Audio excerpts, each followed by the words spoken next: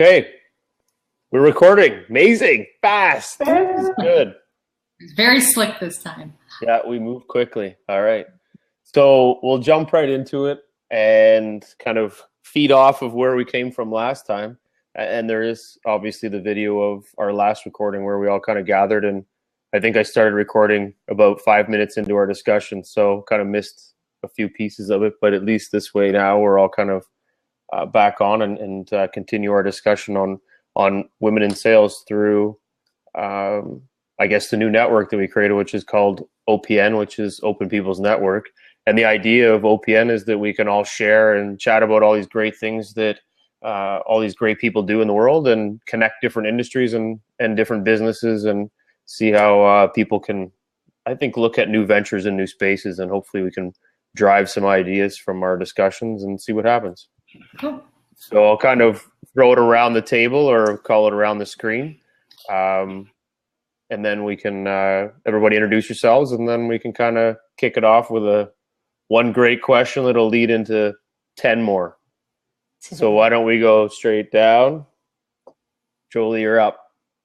I feel like I'm on that game show. What did that used to be called, where they're in the squares? Oh, yeah, the celebrity one.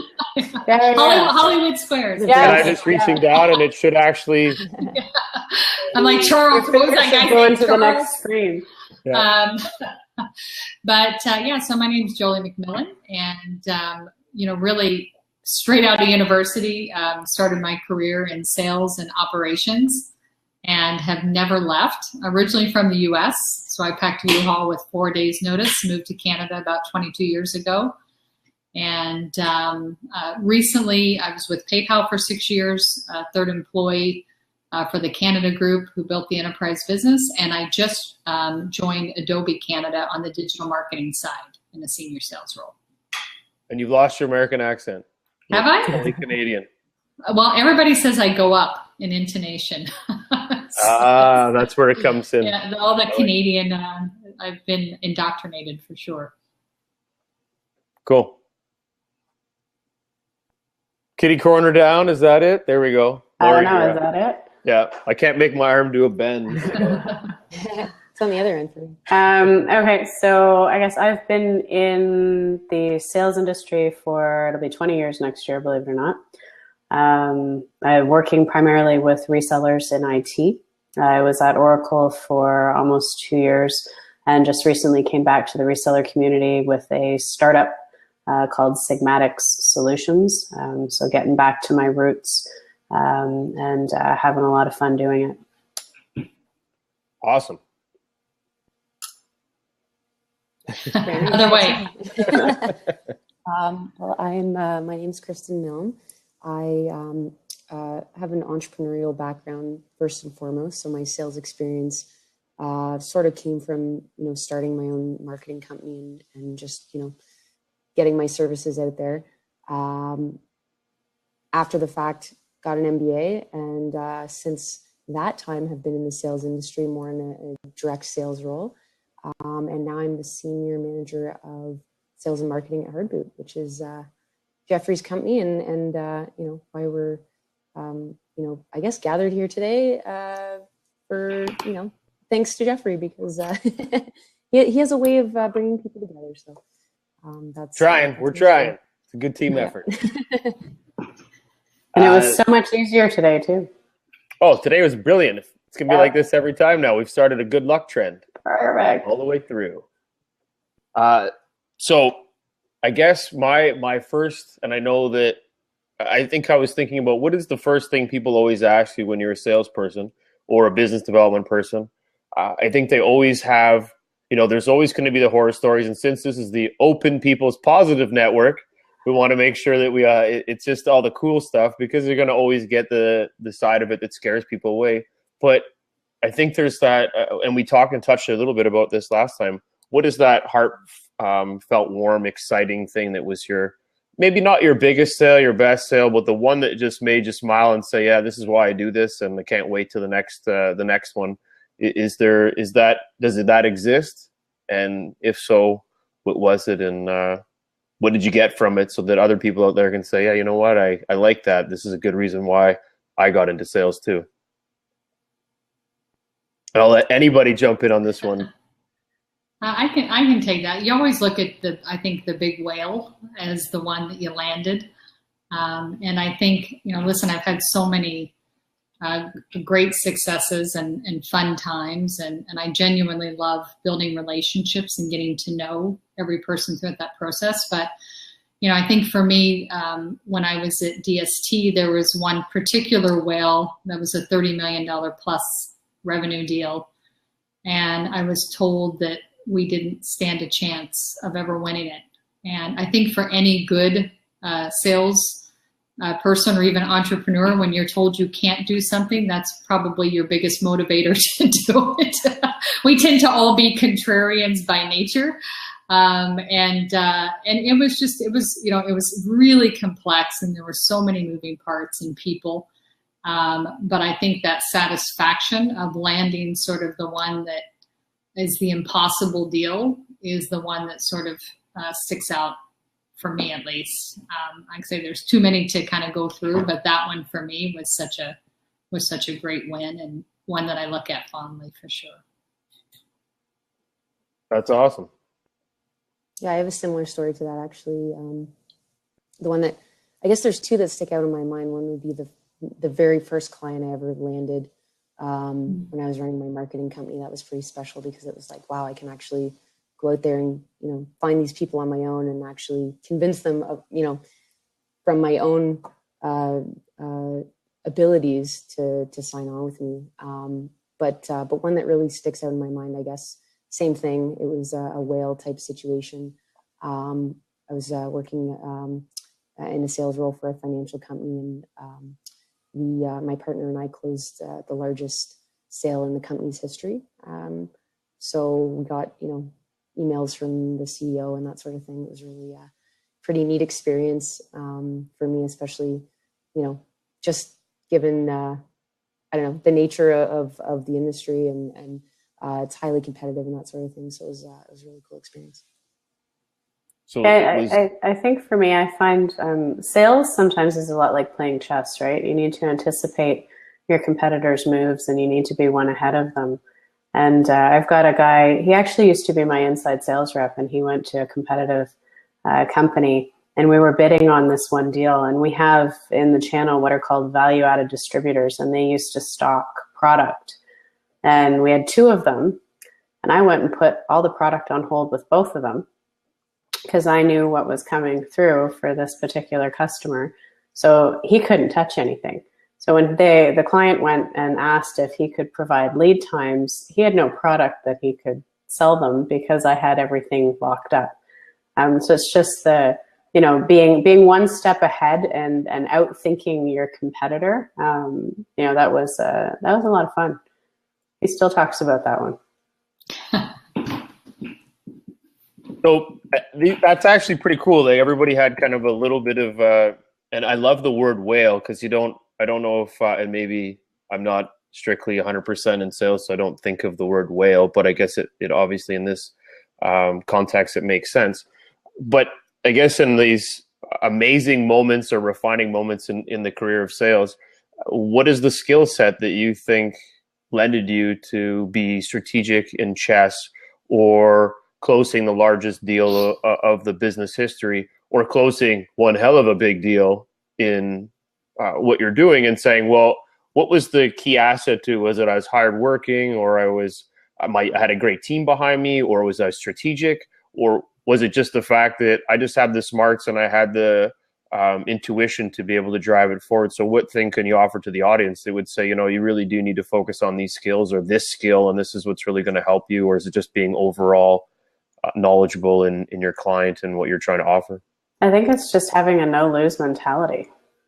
Really, that's a big part of it, right? I mean, if you hear no the first time and you get a roadblock, then you come back and you try and figure another way out around it, right? And you're honest, you're constantly thinking on your toes and just trying to work the problem and not taking no and saying like, we may not be able to win this, but let's put it out there anyways and see if there's a chance. And sometimes those are the best ones, right? Like you come out as an underdog and you blow everybody else away because they just didn't expect you to win the deal.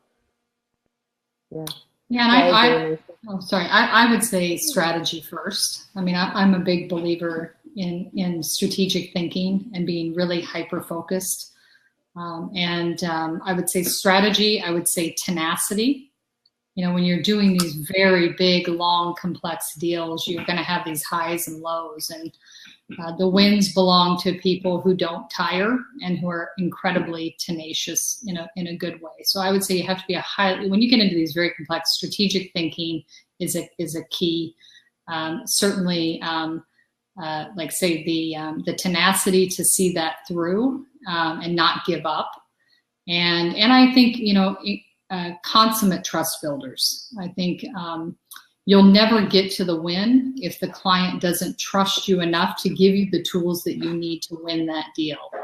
And within every deal that I've ever won, I've had what I call coaches within those accounts. It's really important that any sale you work on, you build the trust within that relationship to get a coach, because they're going to be your biggest asset. To me, I always look for the coaches and the people who can help me formulate that strategy, because they're going to know their business better than you ever will. So I think those are kind of the three things that I look for on every deal.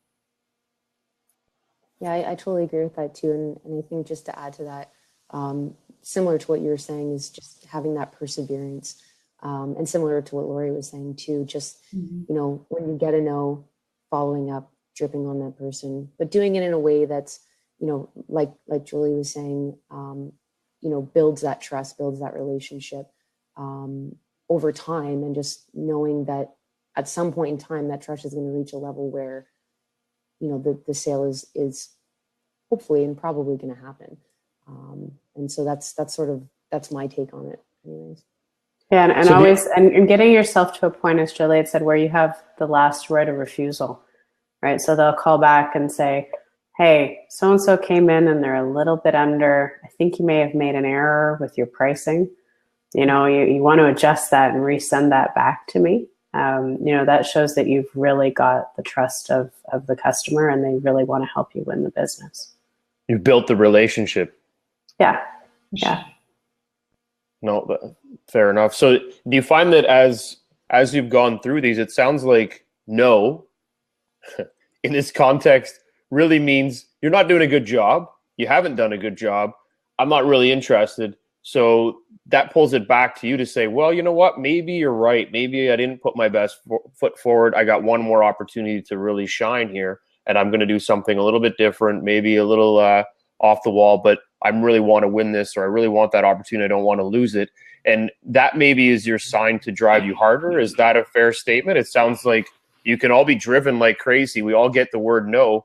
But does it matter when the no comes and when you decide as a business or as a person fighting for this, what you're willing to go forward and do next? Because it's not always pricing, right? It could be your relationship on the line. It could be anything that you're doing inside of this sale. So do you find that is what drives you even more?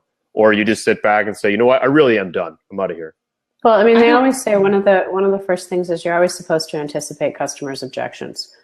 Right. And in order to do that, I'd say to anybody who's selling, don't go into a customer cold, right? Take the time to understand their business.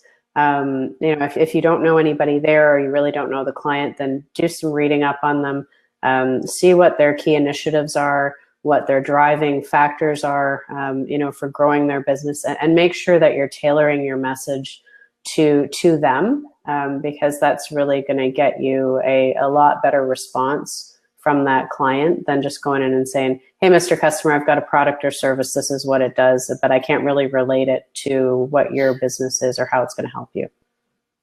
Yeah, I would agree with that. And I don't see no as something you've done wrong. I think no, more often than not, is a path of resistance, right? Oftentimes the buyer is overwhelmed, and it's not a no as to what you're selling. It's a no as to how do I make this a priority.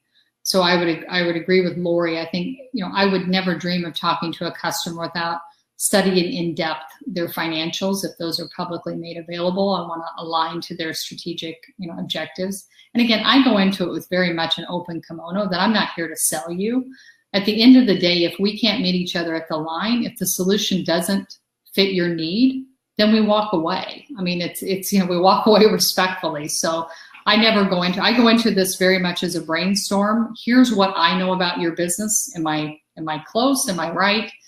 Here's, you know, can we just have a conversation? And I think when you approach business with that in mind, and then you don't continue to push solutions that are not going to bring value. I mean, at the end of the day, there's going to be solutions that you're doing that provide value. And that might be a matter of timing. That might be a matter of just their business. And I think the biggest thing that great sales leaders learn is that lesson.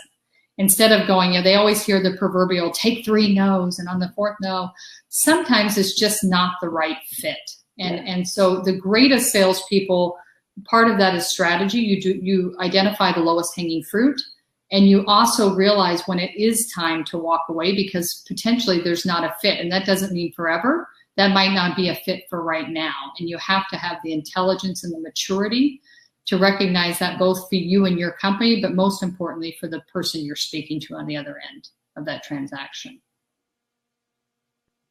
Is there a point in time where in any sort of deal that you've been in that you found that, and you could equate that whole learning process to all listening, that 70% of everything you did in this job to close it was just listening to the client, that they really just wanted to have someone take the information in, understand it.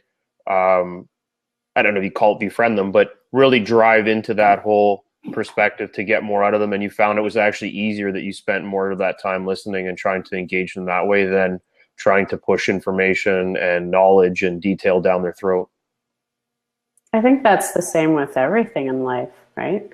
You know, that's how you learn. You know, they say you've got 2 ears and 1 mouth, right? There's a reason. What did they say? You've got 2 ears and 1 mouth. I like it. There's a reason for that. So yeah, you really have to take the time to listen. I mean, otherwise there's subtle things that customers will tell you that if you're not listening and you're just thinking about the next thing that you're going to say, you're going to miss out on it completely. You know, and there's always something that they're going to either let slip or they want you to know, but you've got to be able to pick up on those cues. And if you're sitting in there just thinking about, I've got to do this presentation, and this is the next thing that I've got to talk to them about, and you know, I've got to get into this feature set, you're going to totally mess it up. Yeah, and I would just say I always set the rules of engagement up front. And you know, some people are going to talk a lot, and they're going to give you what you want to hear, and you get all this opportunity to listen.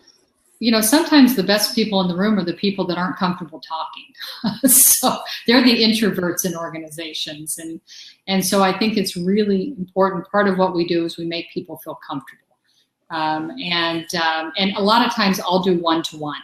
So, you know, I much prefer to get somebody out for a coffee versus walking into a boardroom with 15 people, because again, you're going to get the really loud people in the room who are going to take the floor 90% of the time, and it's that silent person that's sitting in the corner who's been with the organization for 18 years that you probably are going to get the majority of the meat of what's needed. And so, you know, I tend to identify just very early on how we're going to deal with each other and set the stage. It's the way I interview too. I keep things really informal. I think at the end of the day, if you don't want to go have a beer together, then you've probably missed the point.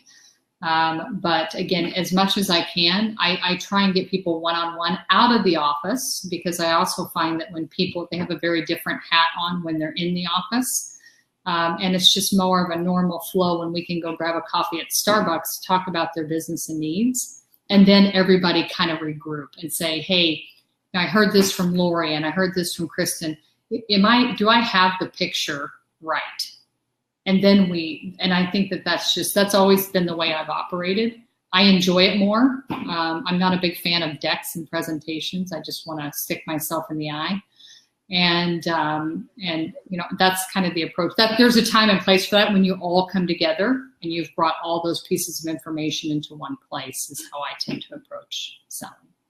Yeah, no, I agree. I mean, I like in my industry, you know, we can PowerPoint people to death, right? And my preference is you get in there and it's collaborative. So start whiteboarding. Mm-hmm. If we're working on an architecture, We're drawing the environment out, we're having the discussions, everybody's putting their input in, and it just makes it a lot easier, and it's a better discussion, right? It's a more natural flow. It's like talking with somebody as opposed to talking at them or talking to them, right? Which is huge. Sure. And I think that adds to the element of trust within the relationship as well, right? I mean, when you're taking the time to understand, their business, their needs, what have you, in the fullest capacity that you can do so, rather than just saying this is why our product's the best, et cetera, right? It's interesting when you're building the comfort of a client, and I wouldn't say I've gone this far in building that comfort, but I kind of think that there's something larger here, which is that personalization. How do I get out, take them out for a drink? How can I get them with some FaceTime one-on-one? The big room thing, it's kind of like, hey, I'm hitting 1 million people at once. Hopefully a couple people pay attention, but I need to leave this room with one great thing that they'll remember about me as that salesperson. So the first question is, what is that one great thing that you want to leave everybody with in that room? And then what are your tactics in order to get somebody engaged enough that they can open up? So like you mentioned, over a beer, I'm assuming that seems to be the more practical one. I don't know if you're like, hey, let's go bowling, but I'm assuming that there's a few different key tactics that you may use that maybe others don't, and they wouldn't even think of using them. Because we always staple to the beer, or maybe it's lunch, but is there something that you find works? And I have a few examples of ways that I got engaged through even a buddy that's been a buddy for 10 years or longer sent me this thing, and I knew I'd get there early in the morning. So when I activated it, it was like a little punch key for this kind of unique keychain or something. I unlocked it, magic trick. And there was a code, so I punched the code in and it texted him, but it was 5:30 in the morning, so he couldn't call me till he got up. But it was engaging enough that actually started a conversation, but it also started him and I becoming friends and working together for the last 10, 15 years. So that was a gimmick side of things, but is there other things that you guys use to get people to open up and be part of that more familiarized network? I think for me, and I always say this to everybody who sells, is that first and foremost, you have to realize there's a reputation on the other end of that transaction. And so I think if I lose sleep at night, it's because their reputation's at risk. If somebody has bought into what I've advised them to do, I take that really, really seriously. So, I think for me, I lay that out. When we talk about the rules of engagement, I first of all tell them my philosophy on business. I've been on the other side. I've been the buyer. I managed procurement. I had a team of 100 at a multi-million-dollar budget. So, I get that out of the way, that this is how we're going to communicate with one another. And I don't think you don't have to do gimmicks. I think for me, I prefer to go out and grab a cup of coffee at a Starbucks in the morning. It's cheaper for the company, and you're getting everybody fresh. And again, I think if you always keep in mind that the other side of the transaction has a reputation attached to it, then you'll just do the right things. And then obviously, if you know someone that you've built years of trust with, and I have many of those, getting a warm introduction, because it's obviously great coming from them. Hey, I've dealt with Jolie for the last 6 years. I trust her implicitly. It would be worth, meeting with her. So you use your LinkedIn's, use your shared connections to get those introductions as well. I think are valuable for sure. Yeah, and know that, who you're dealing with is another person, right? For me, I like to, it's back to the listening. So if they make a mention, hey, my kid's birthday's coming up on this day or whatever, that's in my calendar. So the following year, I'll send them a message, I want to wish your kid a happy birthday, or if it's an anniversary or wedding anniversary or something like that, or, you can even send them out a card for their birthday, and just, it's the little things, right? Because that's what really makes them feel like you're taking the time to value them as an individual, and it's not just a business relationship, right? That's how you really establish the deeper relationships with your clients. Sure. I agree. I just like to treat people like I would treat my friends, basically, and conceptualize it in the same way, right? Just, if, like you're saying, there's birthdays, you wish them a happy birthday, put it into your calendar, and you know, just stay in contact with them regularly, see them regularly. It's not that you're trying to sell them, you're just trying to build that relationship, and you truly value that relationship. And I think that comes through as well when you actually truly do value, you know, the relationship.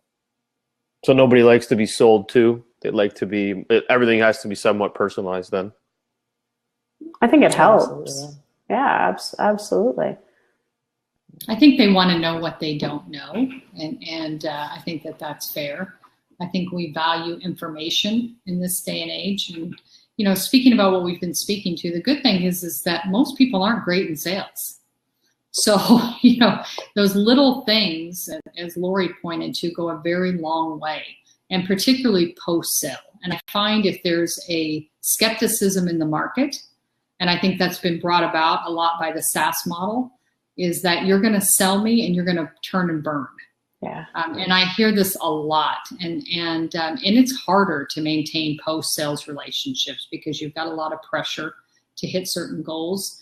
But I won't work for any company that won't allow me or rewards bad behavior. And I think that's where you really have to sort of look at, you know, it's worth your time to maintain those relationships for the long haul, pass the role, pass the sale.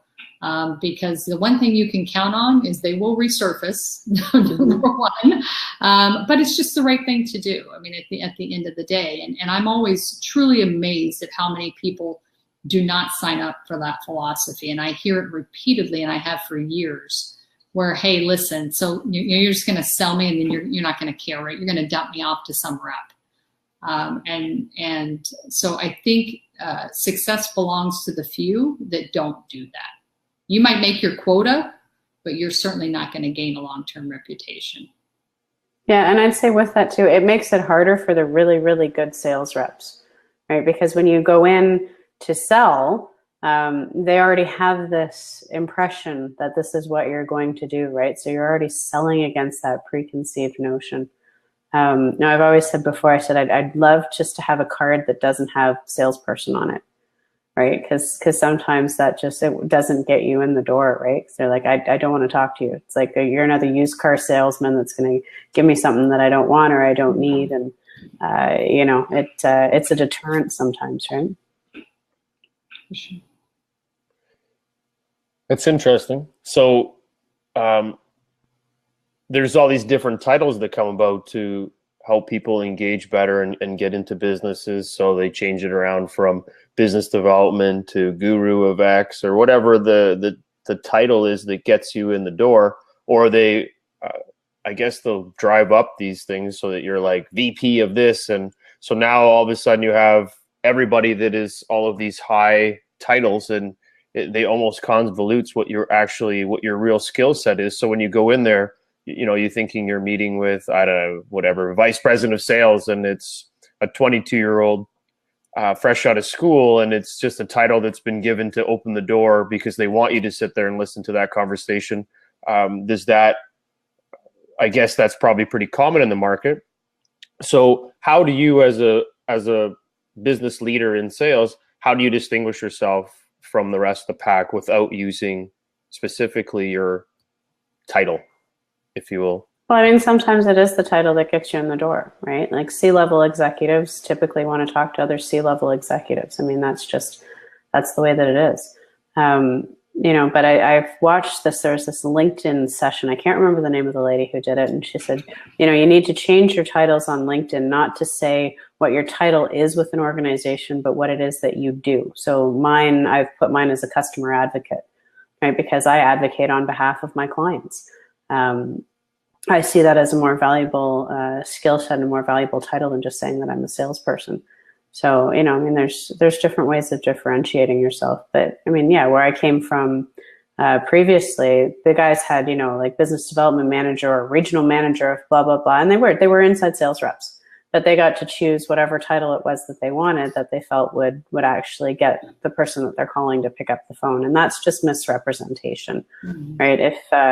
If you're in sales, then just call it like it is, tell them what you are, and then try and sell against the conception that people have of salespeople. What do you think, Krysten? Yeah, I think that's a good point. And my thought was too that, I think people really appreciate honesty, titles aside, when you're in a sales role, and you're pretty straightforward about what it is that you do, title aside. I think that people do appreciate that from a respect standpoint. But yeah, I totally agree. People do want to, or at least in my experience, they would prefer to deal with other individuals that are sort of at their level organizationally, or from a seniority basis. But I mean, differentiating yourself is everything. So I love your idea, Lori, with the LinkedIn. Just because obviously you're appealing to, you're solving a problem for your prospects or your clients, right? And that is exactly what you do. So. Yeah. Yeah, and I agree. Like, focus on how are you credible? How are you relevant to the situation? And, for me, what I've often used is that, I did run operations. I've built businesses from the ground up. I've been on the side. I've ran P&L, multi-million-dollar P&L. So I've been responsible for an ROI. A lot of times sales leaders can't say that, right? They've sold their whole career, but they haven't had to hold that P&L. And so they oftentimes don't have the credibility and have a really hard time. And the finance guy's going, you don't really understand ROI, or you don't understand how to build these models. You understand? So I think it's really look at where you align to that person. What are they trying to solve for? And what in your background, more important than your title, is what in your background makes you qualified to help them solve that. And that's far more important. If you go in with that, hey, listen, I've sat on your side of the table. I've been responsible for P&L and $100 million op. So I know exactly what you're, having to procure and how do you sell this throughout the organization. They won't care about the title at that point, quite frankly. So I think you got to have, if you don't have that experience, I think where that comes in then for not everybody's run $100 million P&L, not everybody's run operations and then run sales, or was on client side, now they're on retail or whatnot. So I guess what it comes down to at that time or that point is that you're now checking your tool belt and you're figuring out who in your Rolodex, in your business or partnering wise can help you with that.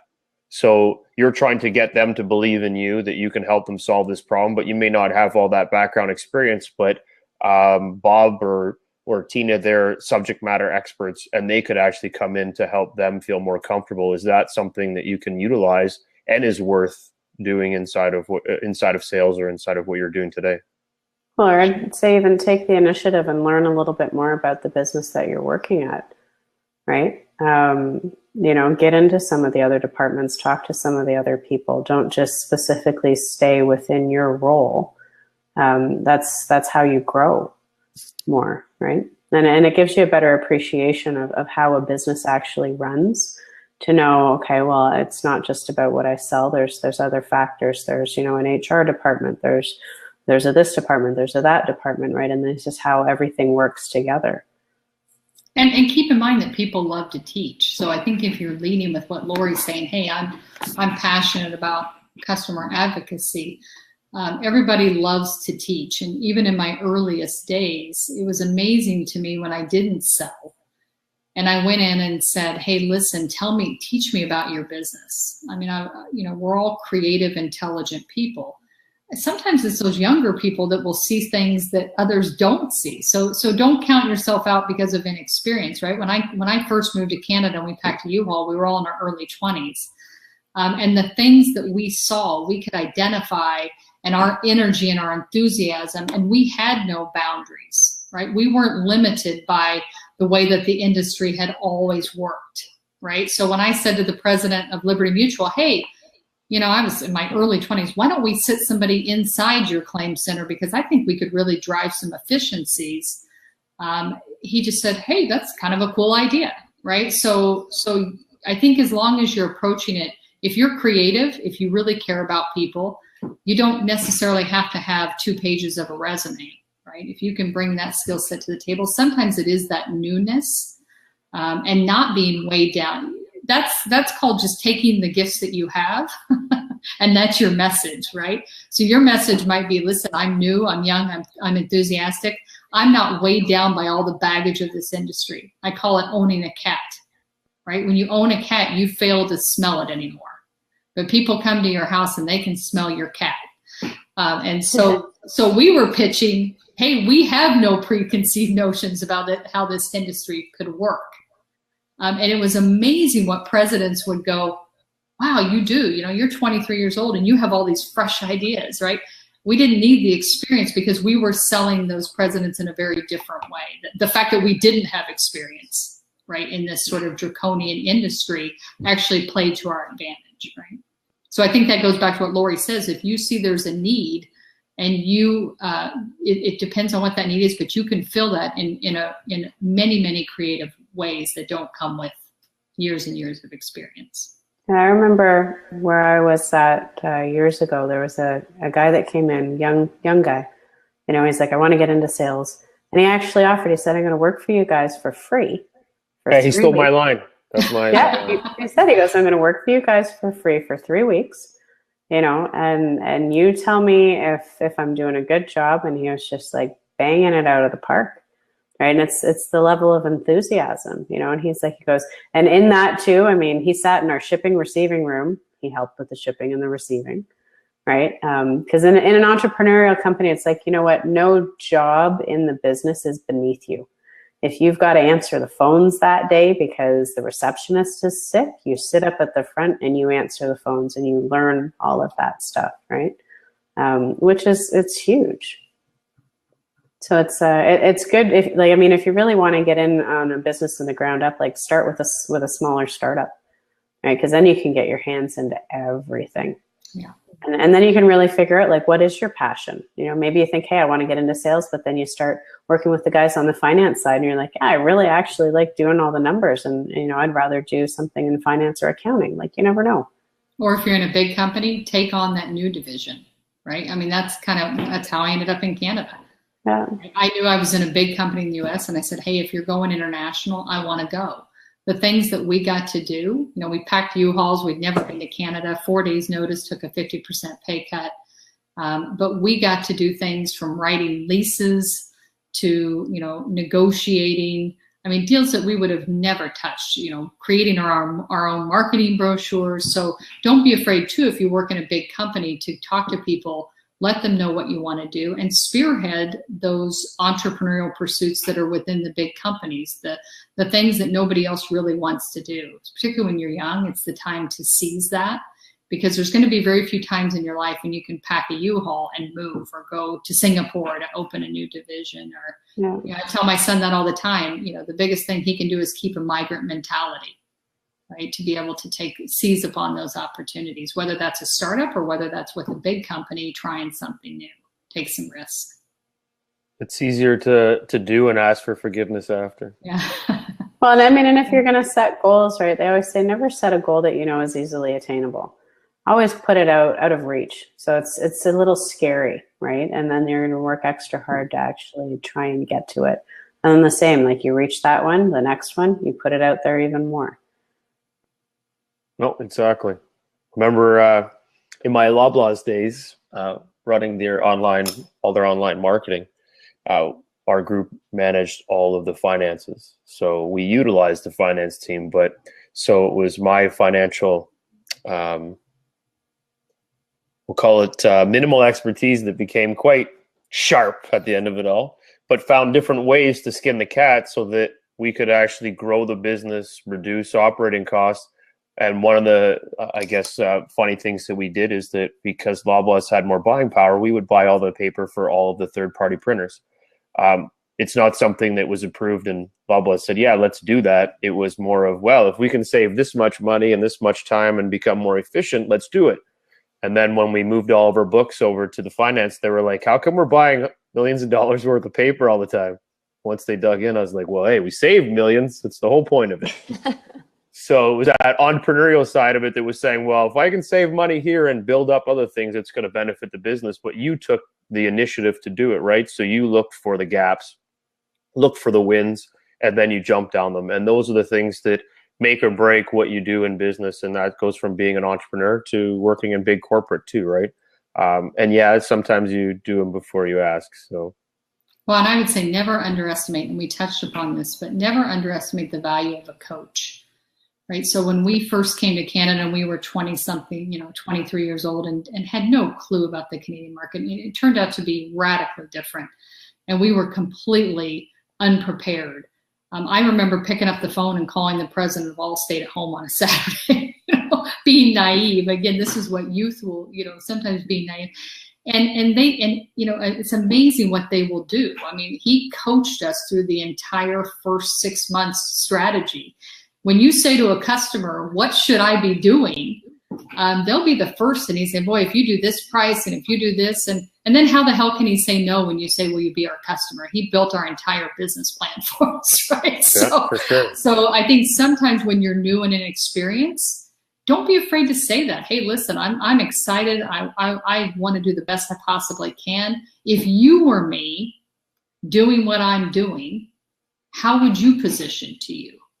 And they will tell you exactly what you need to do to win their business, because they're used to everybody coming in and throwing up on them. And that's what I do call sales, throwing up on them and hoping something sticks. But who doesn't like to talk about their business? And you get these very senior people who love the fact that they can coach and mentor you to success. And we did everything. His name was Bob Curry, that Bob told us to do. And then Bob was picking up the phone to all the other presidents and go, man, you got to deal with this company. They're amazing, right? And it was Bob's plan all along. We didn't have to do anything. So we looked great, but it was all Bob. And I think with that too, the other thing that I'd say is also don't be afraid to admit when you don't know something. If you're asked a question and you're in a meeting, don't feel that you need to sit there and make something up, because they're going to call you out on that. It's okay to say, I'm not sure. Can I get back to you? I'm not the subject matter expert on this, but I will get you the answer, and I'll get you the right answer. I find a lot of people always feel that they need to come up with the answer right away. And it's easy to see through that, right? And that doesn't do you any benefit long-term with establishing a relationship with that person. So from a benefit standpoint, what do you feel gives you an edge on other salespeople in the market? So being that obviously we're talking about women in sales, so does that bring more value to your effort when you are going on a new project, a new deal? Or is it a lot bigger barrier to jump over, and then once you're in, it's a lot stronger bond? What do you find helps with that? Maybe Krysten. Well, I guess, I came from a very male-dominated industry, which is finance, traditionally male-dominated, so obviously changing in a positive way. But just from my experience, the benefit from my perspective was just, being a woman is just a little bit different from a sales perspective. People are traditionally or more typically used to dealing with men. And so it's just an easier way to sort of stand out, or at least, stand out in the minds of your prospects and customers, I guess, when you have a lot of people that are vying for the same customers. So that's sort of the benefit, I guess, that I saw. I wouldn't say that there's necessarily anything outside of that. I mean, I'm no different than any male salesman, but just having that small differentiating factor, I think might have been beneficial to me from that standpoint. But is it you're not giving yourself credit enough for other elements that you may bring to the game?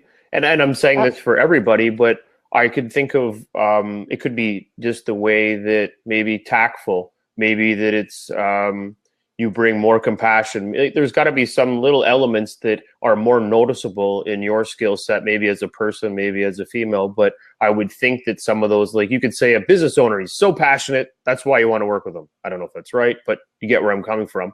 But on a sales perspective, it could be the same thing. Like she's super knowledgeable. She understands my needs. She listens to me complain about my broken bike, like whatever it might be. There has to be that extra element that you bring as a person that really allows people to relate more to you. Well, I think that there's different character traits that women have, and there's different character traits that men have. And I mean, we can generalize, right? I mean, you can say generally men in sales can be more aggressive.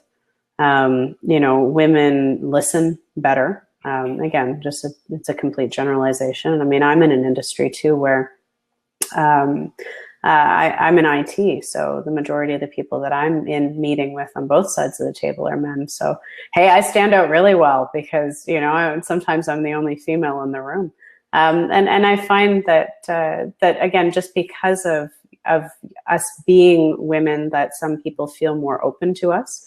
It's also easier when we're dealing with executives who are women, because they're also, it's few and far between still. We're getting better in the industry in terms of having a lot more women represented in C-level roles within companies. But, they feel more comfortable sometimes dealing with another woman, and they can open up to them a lot more. And it's just the little things. Like I said, we tend to listen to key things as far as birthdays, anniversaries, important dates, different things like that.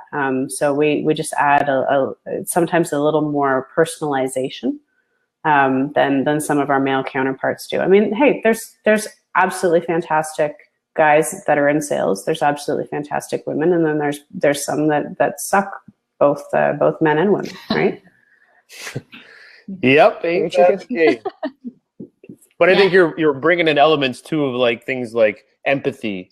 I think the difference too sometimes is that you're paying attention to certain skill sets.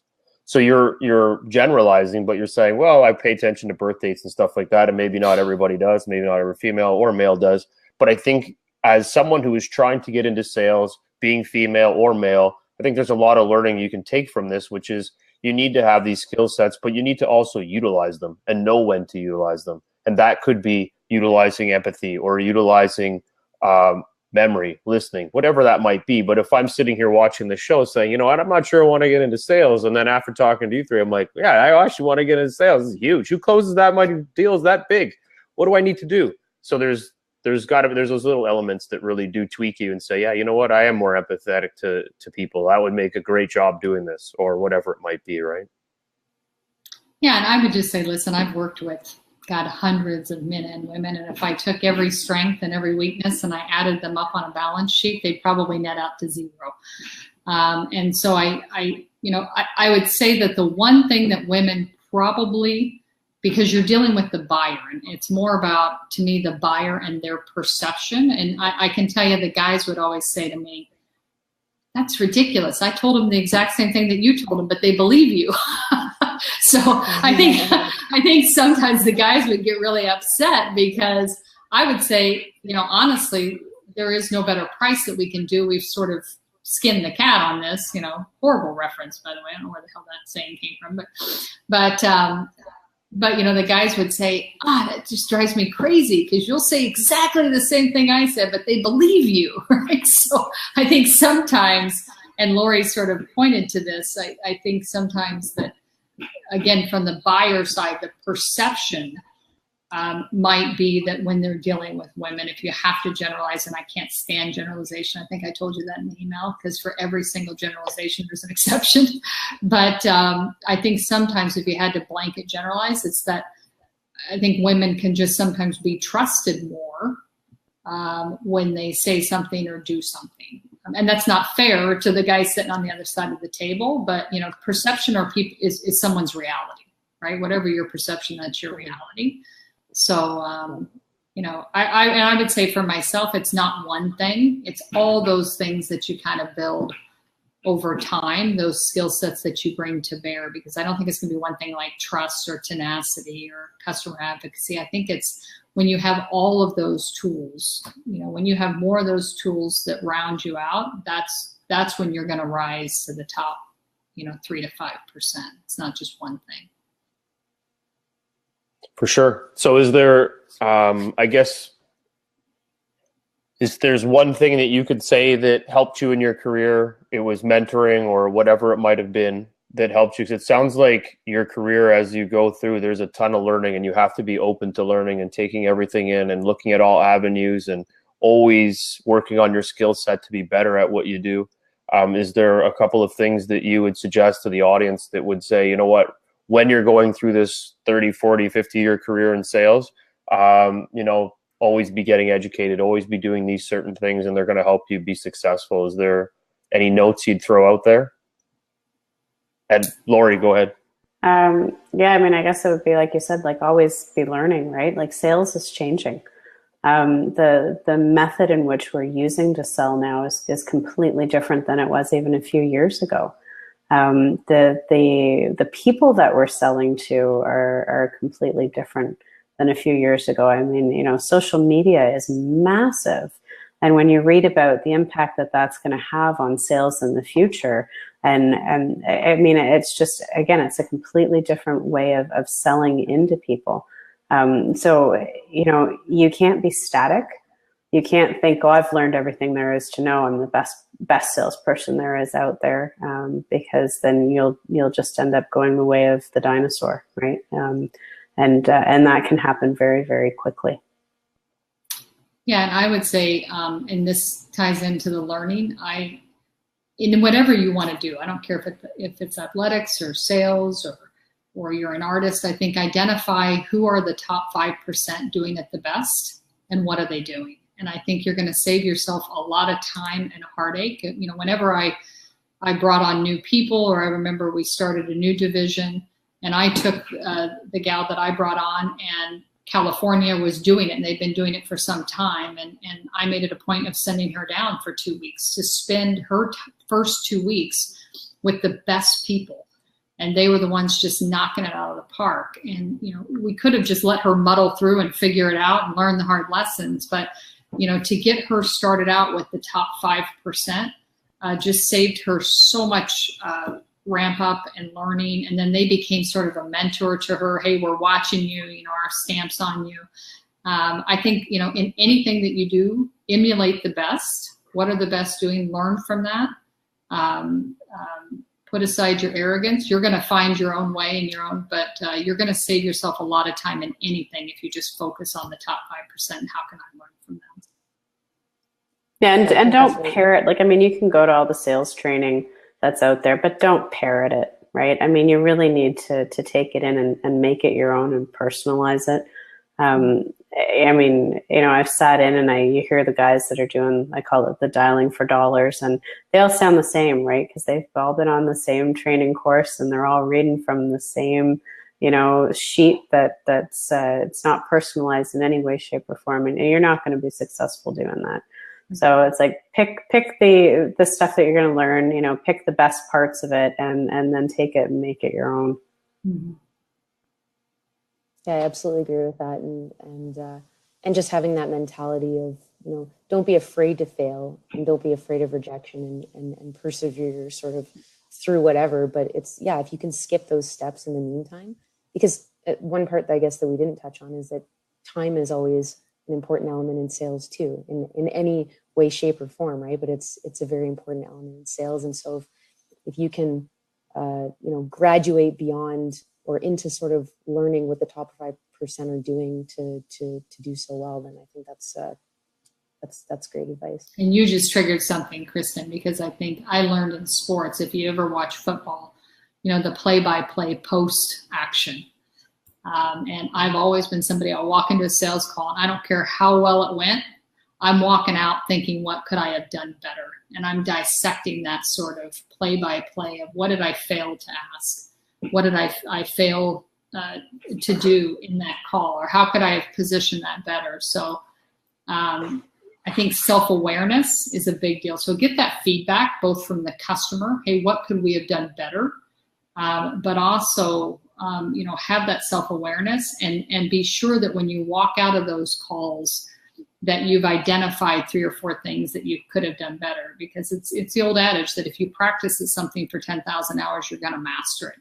And I would argue that sales is no different than any other thing that you're trying to accomplish. But definitely take the time to learn from that. And I'd also say that sometimes there are just some customers that you'd want to walk away from, right? You've got to look at whether or not they are valuable, they're going to be valuable to you, and you can provide them with what they want. I mean, I've fired customers before. And you have to do it from time to time, right? So don't be scared not to necessarily win or to have to walk away from a client, because sometimes it's the best thing that you can do. Yeah, and as Jolie said, ask for that postmortem. If you lose on a deal, it shows a client that you're really interested in learning more. So go back and call them and say, I really want to have a postmortem and understand where we went wrong. And they might say, hey, well, that's great. Now you know this. We really want to consider you on another aspect of our business, and they'll invite you back to the table again for something else. Yeah, and I do that on every call. I'll say, this is what I captured. Hey guys, did we miss anything? Is there anything that I failed to grasp or miss? And it doesn't necessarily even have to be a lose. It's just, hey, how could we have helped keep me honest here? This is what I captured. This is what I heard. What did I miss on this, right? And I'll even do that when they talk about the competition. They'll say, oh, we love so-and-so. And I'll say, really, rate them on a scale of 1 to 10. And they'll say, oh, they're about a 7.5. And I'll say, where's the other 2.5 points? Why aren't they a 10? Right? Because that's a very different sort of feedback. And you can do that with yourself. I say that to my son, rate me as a parent. And he'll say, you're about an 8. And I'll say, okay, where's the 2 points? And he'll say, patience. Right? You could have done this a little differently, right? So I think don't be afraid to kind of garnish that very honest feedback. Oftentimes we'll go away and we'll say, oh man, it was an awesome call. But there were those little improvements. And we always talk about good to great, right? And good to great is that 2 points. And you might be the 8. And your competitors ask them why you weren't the 10, right? So be the one that asks why you weren't the 10, and that's a very different question. It's a game of millimeters. I can't remember the name of the movie now. I'm terrible, but it's Any Given Sunday, and there it's you go. It's a game of inches, or millimeters, and yeah, so it's true. You have to look for those little things, because those are the things that are going to propel you on the next one. Yeah. And it almost, and you know what, I think when you think back to the whole reason we came up with a topic and trying to get people interested, but I think it's also trying to get more people interested in the whole environment of getting into sales, because I think it does take, almost takes a thick-skinned person to join up and become someone in sales, because it is a tough role. You do take your licking, and I think you've all mentioned that, you got to be able to get back up when you've been knocked down, and that happens quite frequently. And it doesn't matter. It's not gender specific, male or female. It's going to be a tough role. But once you get in there and you start making a few little wins and growing from there, those things that are going to help you succeed in sales are going to be your attention to detail, which is key to being followed up and finding out what things you've missed, your learning aspect, how you continue to keep learning. And then I guess overall, it's just how you treat somebody. It's that whole appreciation of that other person on the other end, and what you're trying to do to build up that relationship. And if you want to be successful in sales, you certainly need to have a few of those key elements. And I think that hopefully that summarized it into a nutshell of kind of what we're getting at. But I think that there's a lot of valuable information that we got. And I would actually think that you could almost do a follow-up on this in a year's time and see where we're all at, and kind of see if we we're on an island. Something. Yeah, exactly. I closed the biggest whale ever. You won't believe it. Yeah, that's an ocean behind me. I'm busy. I got to go. Yeah. Retired with a pina colada in my hand. That's right. Yeah, exactly. But I think just because of time, and I know we're almost at the end, I don't know if throw it out there if you guys have anything that you want to throw out there for everybody, or if there's any final comments. But I would say that I do appreciate everybody for taking the time and throwing out your insights. I think it was fabulous. And instead of getting an hour, we got an hour and a half. So it's brilliant. And hopefully we'll be able to use more of that information as we go forward. But by all means, free for all, throw out what you think is valuable, and we'll go from there. I'd just say reach out. If anybody's listening in, I think I will say one thing, and again, I hate generalizations. I'm going to say that again, but I have a rule that anybody who links into me, I'll help them. And I've always done that. Whether it's somebody straight over from India, I've had coffee with folks that, literally just landed in Canada and don't know anyone. So I would just say, if you're listening and you need help on anything, always feel free to link in, and you'll always get what you give. And again, you're also practicing when you're helping others develop their skill sets. That's also a form of practice as well. So I'd just throw that out there. Yeah, I agree. I mean, that's huge, because you never know, right? You never know where that individual is going to be. You never know where they're going to end up. You never know if it's going to be a situation where maybe you need to ask for them to reciprocate the favor later on. It's huge. And yeah, and with your LinkedIn, as Jolie had said before, use your contacts, right? Like, don't be afraid to ask people, like, hey, I see that you're connected to so-and-so. Would you be willing to provide me with an introduction to this person? Or just even like the warm intros are huge when it comes to sales, because customers are getting so many phone calls from everybody left, right, and center. If they can get a call from somebody that they already know saying, you really need to talk to this lady because this is how she helped me. It'll go a long way, right? It makes your job a lot easier. And if you're going to do that, then send a thank you note to the person who actually gave you the intro, and make sure that it's handwritten, because that's huge. Yeah, I just wanted to say, from my perspective, because I have not been in sales nearly as long as these two wonderful ladies. I think she's saying we're old. I was just going to say, no, I just, shut up. No. Not even close. But just coming from my perspective, I just wanted to and I talk to Jeffrey, almost every day. So just from my perspective, and I'm sure as well as his too, I wanted to say thanks, because I learned a lot being on this as well, a heck of a lot actually. So I really appreciate both of your insights, many genius points. So I'm putting them into my own little notebook myself.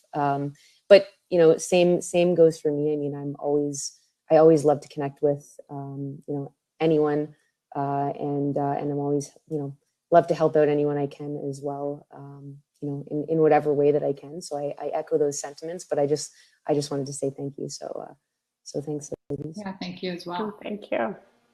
Awesome. Good, so I think that as we're all part of the Open People Network, we're all open sharing. It's beautiful. I love it. And I'll expect feedback on criteria on what we can fix and change after this.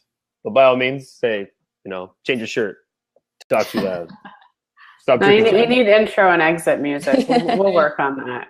That's right. I could get one of those little tiny little players, like a little piano or something. Because I won't be able to play anything else. So. Like Bill Murray. Yeah. Exactly. It could be good. Well, either way, I think it was awesome. Thank you very much. And as we keep going, I think we'll certainly look to have you guys come back and join us throughout the time. But I think for us, it's just kind of figuring out how we can help others, and hopefully this is a way that we can streamline some of that cool information from you guys and build it up from there. So awesome. Thanks guys. Have a good evening. Thanks. Cheers. All right, you too. Thanks, guys.